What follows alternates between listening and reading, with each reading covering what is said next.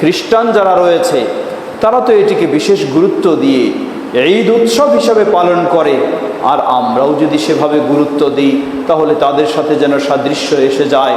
নবী সাল্লাল্লাহু আলাইহি ওয়াসাল্লাম বললেন, লা ইন বাকিতু ইলা আমিন কাবিল লা আসুমান্না তাসি', রাহু মুসলিম। সহিহ মুসলিমের 1134 নম্বর হাদিস।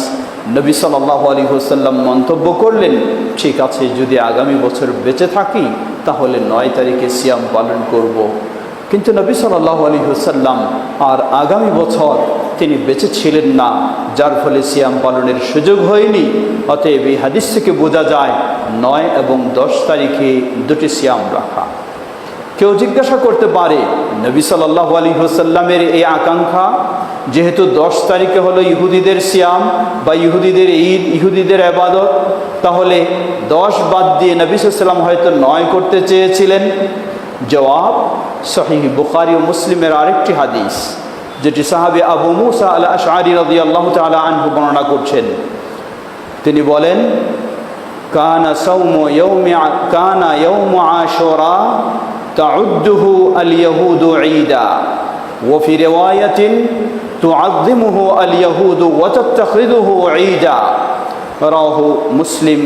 সহিহ মুসলিমের আরেকটি হাদিস, যেটি হচ্ছে 1131 নম্বর, যে হাদিসটি সহিহুল বুখারীতেও 2005 নম্বর হাদিস এসেছে। আবু মুসা আশআরী রাদিয়াল্লাহু আনহু বলেন, ইহুদি তারা আশুরায়ে মুহাররমের দিনটিকে খুব গুরুত্ব দিত।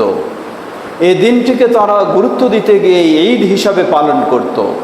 নবী সাল্লাল্লাহু আলাইহি ওয়াসাল্লামকে যখন এটা বলা হলো, فقال رسول الله صلى الله عليه وسلم فصوموه أنتم, রাসূল সাল্লাল্লাহু আলাইহি ওয়াসাল্লাম তখন বললেন যে তোমরা ওই 10 তারিখেই সিয়াম পালন করো। অর্থাৎ রাসূল সাল্লাল্লাহু আলাইহি ওয়াসাল্লামের কাছে ইহুদিদের গুরুত্ব দেওয়ার বিষয়টি তুলে ধরার পরেও তিনি 10 তারিখে সিয়াম পালনের নির্দেশ দিয়েছেন। আর অন্য বর্ণনায় সেটিতে তিনি আশা ব্যক্ত করেছেন 9 তারিখেও পালন করার। তাহলে দুই হাদিসের সমন্বয় পাওয়া যায় নবী সাল্লাল্লাহু আলাইহি ওয়াসাল্লামের ইচ্ছা ছিল তা হচ্ছে 9 এবং 10 দুদিনেই সিয়াম পালন করা। যেহেতু ইহুদিরা আনন্দ উল্লাস করে থাকে, তাই মুসলিমেরা নবী সাল্লাল্লাহু আলাইহি ওয়াসাল্লামের সুন্নাহ অনুযায়ী 2 দিন সিয়াম পালন করবে। এজন্য ইমাম ইবনুল কাইয়িম রাহিমাহুল্লাহ বলেন যে সিয়াম ইয়াউম আশুরার সিয়ামের 3টি স্তর।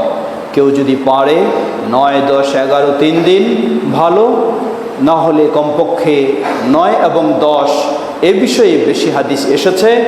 তবে কেউ যদি শুধু 10 রাখে তাও জায়েজ রয়েছে। এজন্য ইমাম ইবনে তাইমিয়া রাহিমাহুল্লাহ বলেন, ওয়া ইফরাজুহু আল আশির লা ইউকরাহ, শুধু যদি 10 তারিখেও কেউ রেখে থাকে সেটিকেও মাকরুহ, অপছন্দনীয় বলা যায় না। তবে কোনো সন্দেহ নেই, উত্তম হচ্ছে 9 এবং 10।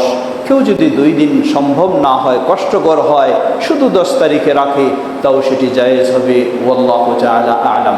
সম্মানিত সমবেত মুসল্লিবৃন্দ, আশুরায়ে মুহাররমে নবী সাল্লাল্লাহু আলাইহি ওয়াসাল্লামের সুন্নাহ অনুযায়ী আমাদের একটি কাজ, সেটি হচ্ছে আশুরায়ে মুহাররমের সিয়াম পালন করা। এছাড়া আর কোনোই কাজ নেই, বরং প্রচলিত সমাজে যা রয়েছে সবগুলি বর্জনীয়। তা অবশ্যই আপনাকে মুসলিম হিসাবে বর্জন করতেই হবে, কারণ এর বিকল্প কোনো পথ নেই। আল্লাহ আমাদের সঠিক সুন্নাহ অনুযায়ী এই আশুরায়ে মুহাররমকে ইবাদতে রূপদান করার তৌফিক দান করুন। ওয়া আখিরু দাওয়ানা আলহামদুলিল্লাহি রাব্বিল আলামিন ওয়া সাল্লাল্লাহু তাআলা আলা নবিয়িনা মুহাম্মদ ওয়া আলা আলিহি ওয়াসাল্লাম।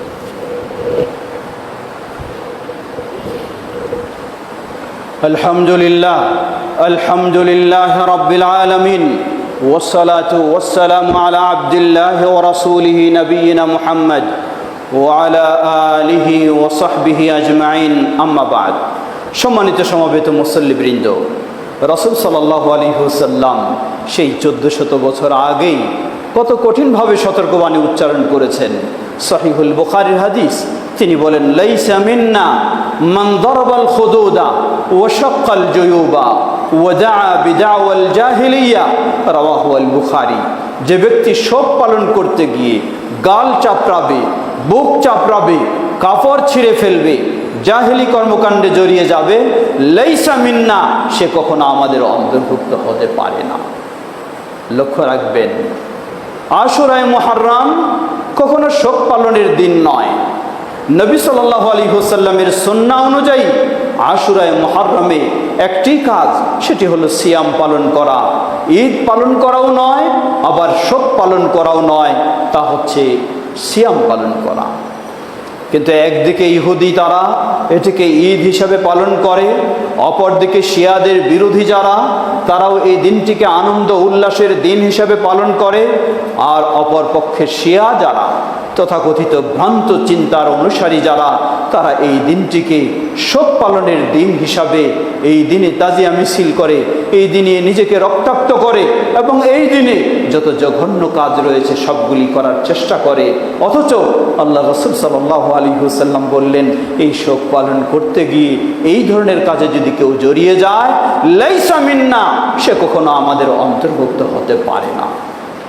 সত্যিই যদি আমরা চিন্তা করে দেখি, যদি তারা সত্যি ইমাম হুসাইন রাদিয়াল্লাহু আনহুর সেই শাহাদা, এটি অবশ্যই কোনো সন্দেহ নেই, এটি একটি বেদনাদায়ক বিষয়, এতে আমরাও কষ্ট অনুভব করি, কিন্তু কখনো এর কারণে ইসলামের সীমা লঙ্ঘন আমরা করতে পারি না। কারণ শোক পালন এর সর্বোচ্চ সীমা হলো একজন মেয়ে মানুষের জন্য 4 মাস 10 দিন যদি তার স্বামী মারা যায়। এছাড়া সকল মুসলিম নর নারীর শোক পালনের কারো মৃত্যুতে সময়সীমা হচ্ছে 3 দিন। 4 মাস 10 দিনও হলো একজন নারী, আর আজকে কোথায় অতিবাহিত হয়ে গেছে 1400 বছর, আজও আপনি শোক পালন করেন। সত্যিই যদি আপনি হোসাইন রাদিয়াল্লাহু আনহুকে ভালোবেসে থাকেন, তাহলে হোসাইন রাদিয়াল্লাহু আনহুর অনুসরণ করবেন। আর হোসাইন রাদিয়াল্লাহু আনহুর অনুসরণ মানেই হলো তার নানা মুহাম্মদ সাল্লাল্লাহু আলাইহি ওয়াসাল্লামের অনুসরণ। হোসাইন রাদিয়াল্লাহু আনহুর অনুসরণ মানেই হলো